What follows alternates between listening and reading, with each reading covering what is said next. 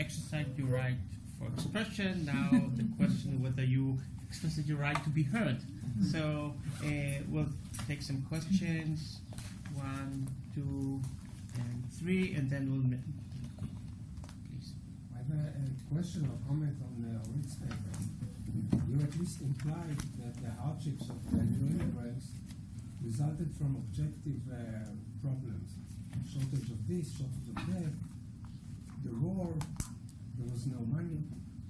Now, it turns out, if you look at the real situation, first of all, the value of the property left behind by the Palestinians could have been used to absorb these immigrants in a much, much, much more generous way than was actually done. Now, the standard of living of veteran Israelis during those years rose. In other words, veteran Israelis not only did not pay for the absorption of the immigrants, they benefited during that time. And as you know very well, and you've written about it, when the government tried to deal with this problem of shortages through rationing, veteran Israelis rebelled in two ways: by voting for the General Zionists, first in the municipal elections and in the Knesset elections of 1951, and then by developing a huge network of black market in food. So the problem was not, or at least not primarily, an objective problem. The resources were there. It was just a decision how you want to use these resources. Do you want to use them in order to absorb those immigrants in a more generous way, or you want to use them for the benefit of the veteran Israelis, which was actually what was done. Okay. And we'll take a few more questions, and then we'll have, yes, please, and then. I have 2 questions for Professor Nathans. First, I'll put them in historical order. First of all, 1948 is when the Jewish Anti-Fascist Committee is quashed, just as the State of Israel is born. And 1952 is basically the death of Yiddish literature as an acceptable movement in the Soviet Union with the Night of the Murdered Poets. You could probably periodize the death of Yiddish in the Soviet Union up to the late 50s or early 60s, depending on how you look at various people still writing, but more or less the mid-50s is when, the late 40s and mid-50s is when any sort of Jewish national project with Jewish content is acceptable to the Soviet Union. So if you have the beginnings, again, periodization question, of the refuseniks in the 60s or the mid-60s, how do you see the gap between when there was and was not a Jewish national movement, however you want to define it?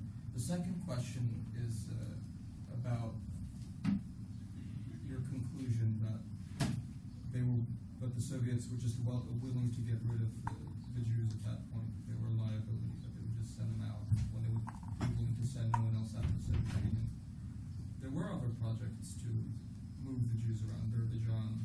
There were alleged plans to deport all the Jews in the spring of '54, but Stalin died, so we don't know if that's serious or not. Thank you. I just wanted to say, first, 3 were such wonderful papers.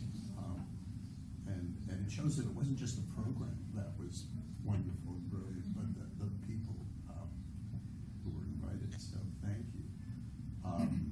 So a question for each, very terse. Dina, how far did the sort of inherited legal culture of sort of the Tsarist order shape the legal consciousness of the Soviet thinkers and figures that you are describing? So it seemed so it's how much was their, whatever they thought the rule of law was, how much it was a legacy. And for Ben, as to the parallel between the late Tsarist and the late Soviet moments, and the interplay between the hereists and the theists, I was struck that, I may have missed it, but the sort of ways in which there were creative intermediate positions in the late Tsarist era, the ways ways in which diasporic nationalism, sort of that group, the two groups were to some extent, in Jim's words, constituting one another, and figures were trying to mediate and embody some of both. Was there a parallel to that?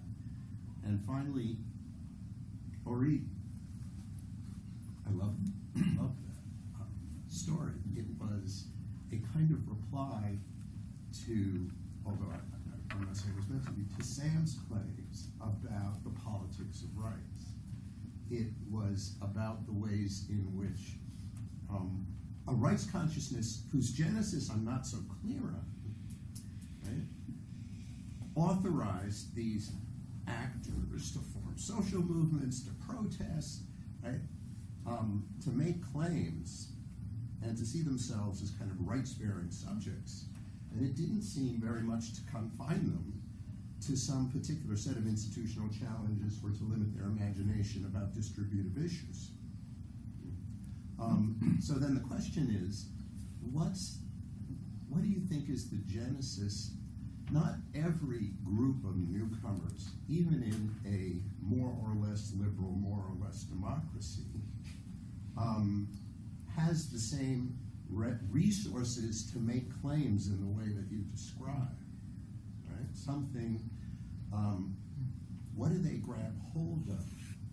And what do they bring with them that helps one understand this swift emergence of claim making? Okay, we'll let the panelists answer, and then we'll have another round of questions. We'll start in first order, Orit, Ben, and then Tina. Yoav, I think the picture is very complex. It's not either they had the resources, they just had to allocate them. You need a very a well-working bureaucracy to do this or that. You had power struggles within the state. It's not a unified state that acts like this or like that. You had all kinds of struggles, and Mapai tried its best to use the austerity regime to just provide food for everyone, and it failed for many reasons. One of them was that people felt that the established population felt that they did not have enough to eat. So it's not, the picture is very complex, and I think the challenges were indeed enormous, because you have to be so efficient just to deal with so many people coming all at once with all kinds of diseases, with all kinds of social problems, without a common language, without any commonality except for Jewish faith, nothing. So it was a great challenge indeed. And there were also many problems, and I do agree with you about the allocation of resources, but I'm not sure that Mapai wanted just to give the established population and to take and make the lives of immigrants miserable. He wanted to survive. They had all kinds of political needs, and there were different people with different agendas. And if you open the Mapai archive, you can see that there are huge arguments exactly about that. So. And they also had, I think, a rough time just, putting together, making a state. They did not have a state before 1948, and you have to build stuff, you have to build everything at the same time, which is a great challenge. So, and I think the immigrants. What really surprised me is I thought, people who come from Eastern Europe or from, after the Holocaust and from the Islamic world, in 2 days, I have reports that immigrants after 2 days in Israel already had a sit-down strike. 2 days. They didn't have chairs, No, so they sat on the floor. So, first of all, I think they were not afraid. That's the main thing. And they were not afraid. Zionism. That's one thing. The second thing is they said, this is ours. They said, this is ours from the first moment they just disembarked.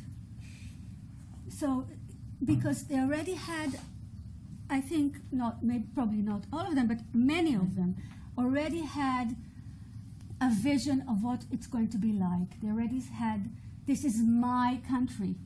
They were, even if they were not great Zionists before that, it's enough to be on the ship for, 3 weeks. Already you have, or a few days, you already imagine what, this is going to be yours. And they had an attitude.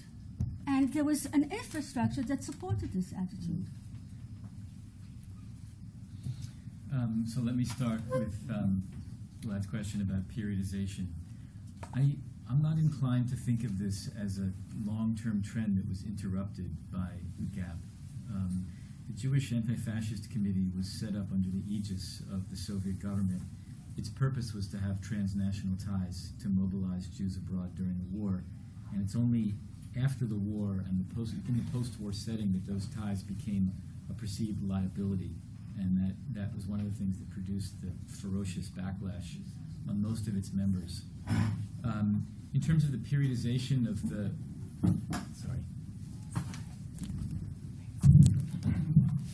In terms of the periodization of the Jewish national movement, as many of you know, its earliest roots are not in the metropoles, but in the Baltics, particularly in Riga, where the traces of the interwar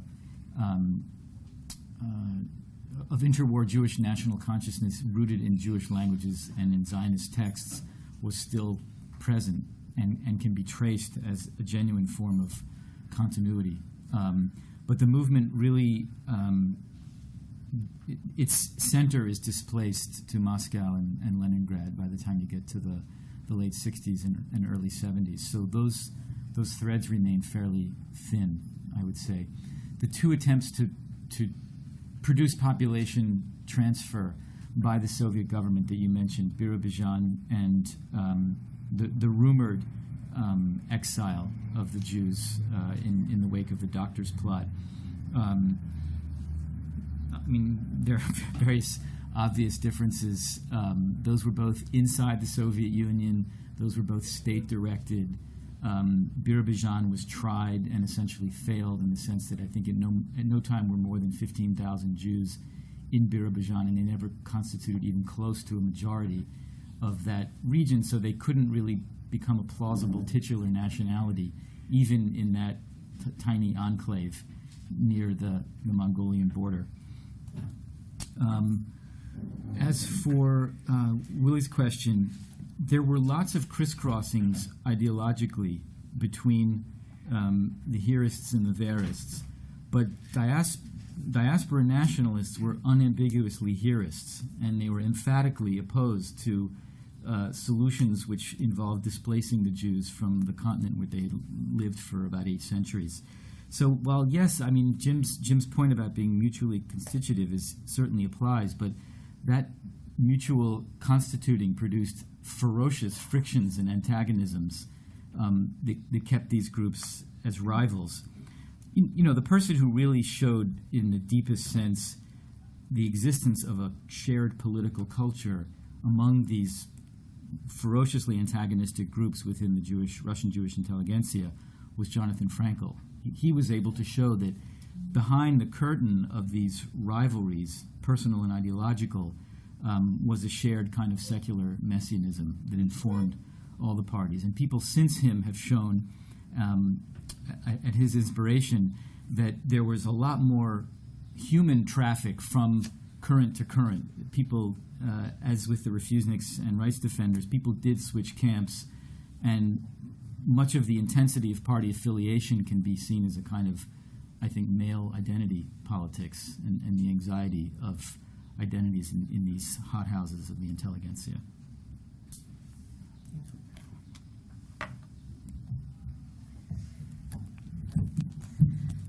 Okay, so on the question of the legacy of the Tsarist tradition, so yes and no.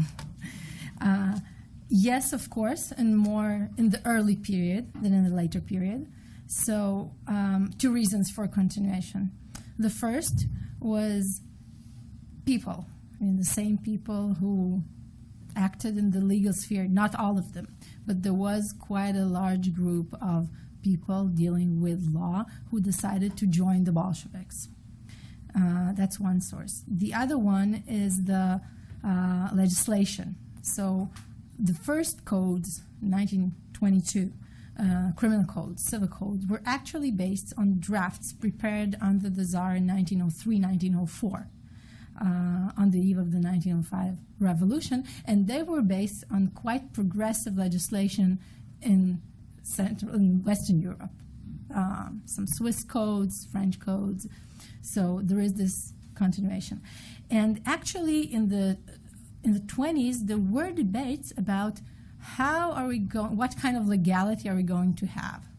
Is it going to be regular legality, which means we're only going to adopt new laws, but we're going to apply them according to the same legal principles. That is, due process, following the law, presumption of innocence, etc. So the great change will be in the content of the laws, or maybe the radical approach was we need to have a new kind of legality, which at this point no one can actually define. This was a real challenge. And then we're going to treat these principles differently.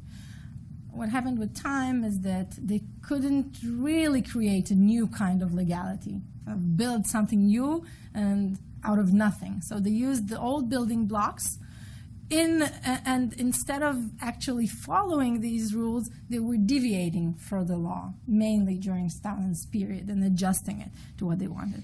By the time they reached Khrushchevian period, the new education, actually there was a new wave of legal education that was already based, partly on some of the old people who were still, holding the old books, but mainly this was a new wave of creating a new socialist legality. A couple of more questions. Yeah, I also have three questions in whatever order. Uri, on immigrants, I'm thinking about the way we deal with it in the United States, which is to scatter people and not allow them to stay in one place because this creates dangerous concentrations. Was there any thought about that in terms of placing immigrants, and did it change? To Dina, in the early 60s when I went to Russia, one of the things the Khrushchevians preached was that they had superior law as regarded women and children in the family, and I actually sat in on some trials, some divorce trials, where it was really impressive. The rights of the children, were put forward, and they did that. Then, two things, politics and diplomacy. Well, let's start with diplomacy. Between 48 and 67, the Soviet Union and Israel had pretty good relations. In fact, in the 65-66 period, on the eve of the war, there was almost an Israeli Ostpolitik toward the Soviet Union. And then it ruptures in 67. And I think you need to put this into the story in some way. But the second thing is this very interesting collection that Boris Morozov has published about the government itself, which is part of this. And there's this marvelous quote from Brezhnev, "The Jews are making us look stupid." Yeah. And the whole response of the Politburo to what's going on to this, because they become, they make a lot of mistakes, of course, like the education tax. Yeah. But what's going on, it's a very dynamic thing between that government and the refuseniks and dissidents going on. And one more tiny thing, I guess, would be going back to my first point, Golda's, reception in Moscow. Getting back to chronology, and to what extent was this an important moment at all, when Soviet Jews became so excited at the appearance of a living Israeli diplomat or something. Mm-hmm. Yeah, thank you. I have a question to Ben, and it connects to the larger theme of today, which is going to discuss Israel and the groups in Israel that resist human rights, language. Part of them are the Russians. So the question that I had is, you're talking about the disproportionate presence of Jews in the dissidents and in the refugees. And I'm asking, can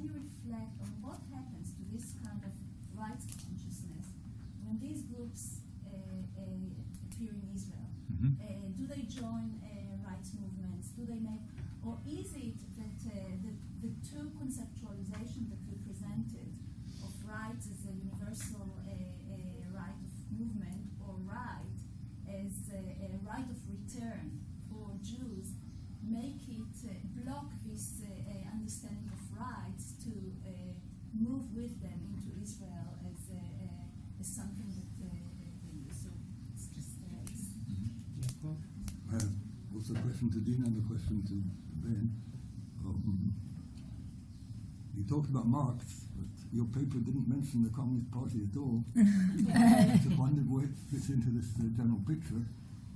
And to you, in my mind, it's perfectly clear that the regime looked upon the Jewish movement as a dissident movement. But do you have any documentation to show that? Okay, Scott. I'll be brief. Ben, I'm fascinated by this comparison from the late imperial era to the late Soviet era, and other people spoke of this as well. And I just want to push you a little bit. Do you see a continuity in families and individuals, kind of a red diaper phenomenon, where people are the grandchildren or the children of long time believing and diehard communists who somehow absorb that somehow in the 70s and 80s, or is this a structural thing? That again and again the Jew is the outsider and he or she sees the system differently from other citizens, and then what does that tell us about being Jewish and Soviet? Anat, and then we'll let our speakers answer. So my question actually continues Scott's question, which is why we see Jews in prominence in these dissident movements, also in other places in Eastern Europe. And my question is, really continuing Scott, the question is, are they kind of the children of the hardcore communists, disappointed by the system that they feel had rejected them? Kind of an argument continues. As in Poland in 81 and 89. Right, but also continuing what Yuri Sleskin wrote also, about this feeling of disappointment from the system. On the one hand, on the other hand, they become dissidents because they're used to activism and they're not as afraid of the system in a way that other people are. The ordinary citizen is more afraid of the system, less knows how to maneuver in it than these people. So I don't know if that's the story here, but that's my question. I also have a question for Dina. I don't know if you say this, but what's the legal discourse around Helsinki in this post-Stalinist period? Kind of how do they? Because they signed these accords giving human rights. How do they speak about this in internal legal circles? But I don't know if you've done any work in that. Okay, so let's start. Sure. Thank you all for these questions. So Yevgeny Morozov's book on it's a document collection on Jewish immigration, featuring materials from the Politburo and the Central Committee is very important. The Philip Babkov KGB report that I cited is from that collection. And one of the things that book allows us to do, or the documents allow us to do, is to get really inside the discussions of the Soviet political elite and measure the impact of public shaming rituals that are the classic human rights mechanisms of the 1970s. And there is that remarkable line that the Zionists are making us look like fools. One of the things that I've concluded over the years, based on admittedly limited access to those kinds of documents, is that the Soviet leadership, then as now, if you'll change the name slightly, was extraordinarily sensitive to Western opinion about human rights issues.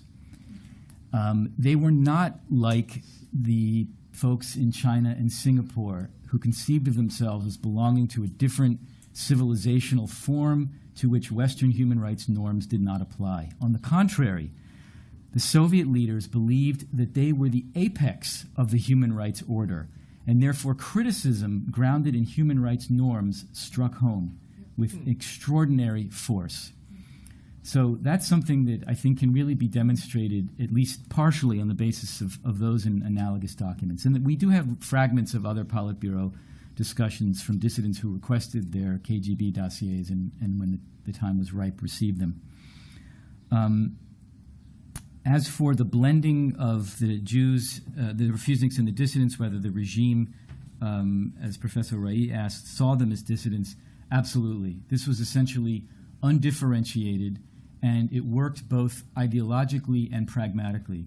Because if you saw the Jews as simply instigators within the dissident movement, you could tarnish and stigmatize the entire dissident movement as simply a Jewish plot, and that was a way of distancing it from the rest of the population.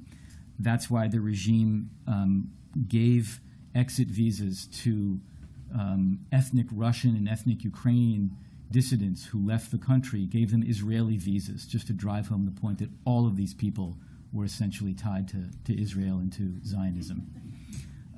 So it's also rumored that the false names of Solzhenitsyn and Zuckerman were planted by the KGB in yet another effort to stigmatize non-Jews within the dissident movement as being part of what was essentially a Jewish conspiracy. I'm not going to go into diplomatic relations, although I agree that they need to be put into the paper. They weren't quite as smooth between 48 and 67. There was 56, the Sinai Campaign was a huge problem. There were 53, there were multiple ruptures. There was a short period of comedy, although Gromyko apparently regretted having recognized Israel almost the minute he did. So it's a very bumpy road. Okay, really interesting question about the refuseniks in Israel and their place on the political spectrum. I think we need to disaggregate the iconic figure of Sharansky, who was the most integrated into the dissident movement of any of the refuseniks, from the rest of the refuseniks who came to Israel. Sharansky went on record, and his own identity as a disciple of Andrei Sakharov is bound up with international human rights norms.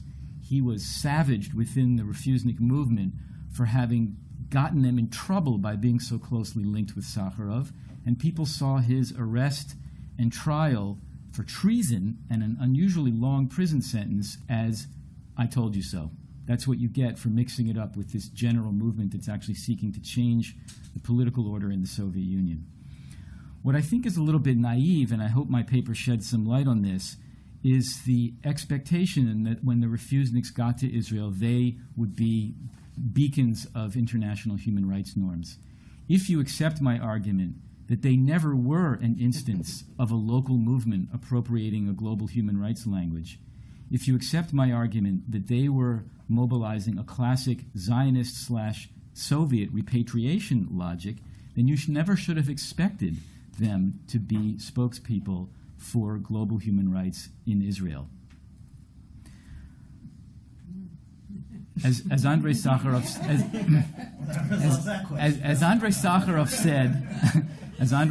said, the greatest human weakness is the desire to believe what we wish to be true. And I'm afraid that's what happened in that case.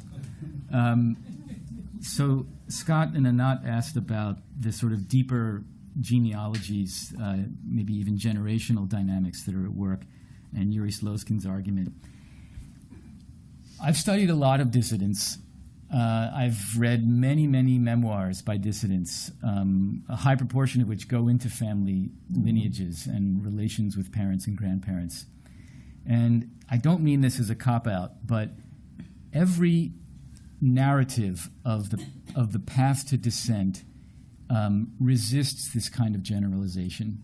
Yes, you can find people. I mean, Slepak's father was a militant communist.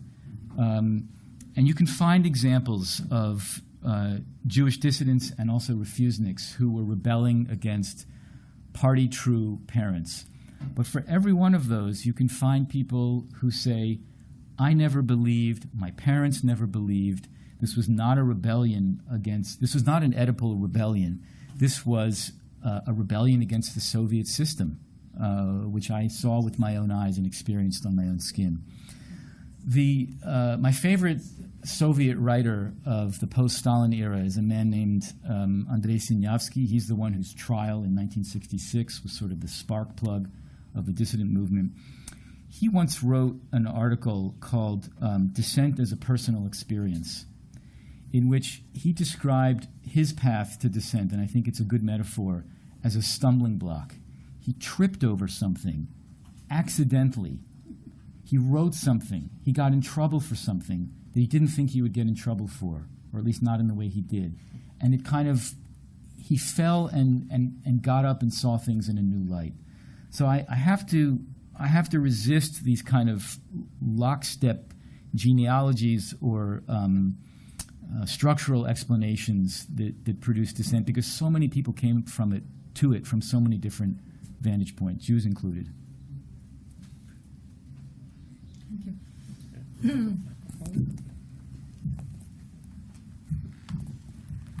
Well, speaking of genealogy and family law and women's law, so your question reminds me that my grandmother, whenever she was not satisfied with the way my parents brought me up, she would say she would deprive them their parenthood rights, which was a classic act that could be actually performed in the Soviet Union. So, no, really.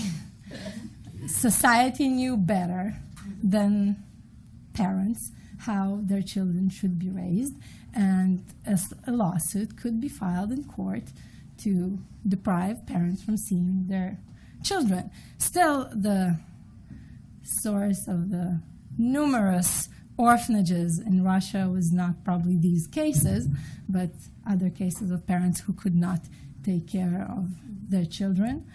But yes, I mean, the treatment of children and women was part of building, at least, again, on paper, building a new society. And actually, this was the first place where women could vote, and they had equal rights.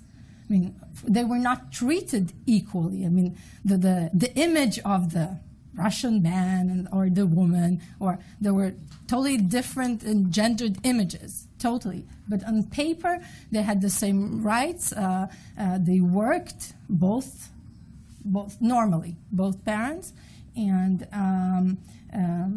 law defended, granted women long leaves, maternity leaves, etc. And actually, the family laws and continued to develop even in the late Soviet period. So they had new family laws published then in the 60s and 70s. Of course, there were, again, changes in policy. For example, under Stalin, the Great Retreat, there was an attempt to revive the traditional Russian family, and there were some sanctions on abortions, and then it was more difficult to get a divorce. But in general, people married and divorced 5 minutes going into this office, the red carpet, I think it was everywhere, same place. And, okay. Regarding the Communist Party, speaking about the Russian state and the Communist Party, it's always difficult to kind of say where the divide was, because when Khrushchev spoke in his secret speech, at that time he was really speaking as the party secretary. Only later he became the prime minister. So the policy towards legality was indeed party policy, but the way the party intervened in the legal system changed dramatically, as I see it, in the late Soviet period. So instead of actually influencing particular cases or the way law functioned on the lower level through lower level party offices, these were mostly directions and resolutions, party resolutions, who were going then down the legal system and actually instructed judges how they should judge in this or that case instead of a direct influence. Finally, Helsinki Accords. I have to say that this is not a subject I actually researched in my paper, because I was discussing more the kind of day-to-day functioning of the system, and I haven't seen in the 70s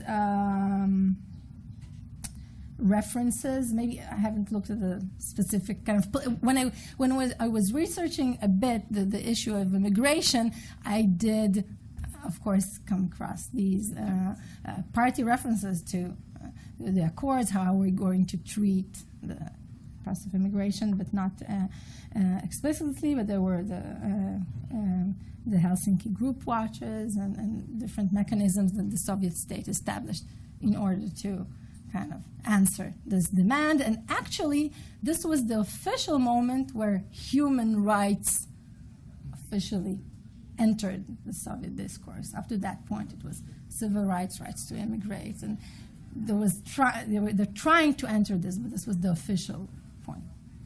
Wait there, and wait there. Okay, I'm the only one else between you and the break, so I'll just say, Carol, yes, they try to, immigrants were concentrated in camps and different kinds of camps, and then they try to disperse them, and there's a lot of trial and error going about this thing. I'll tell you all about coffee. Yeah. Okay, so I'd like to thank our three speakers for a wonderful, wonderful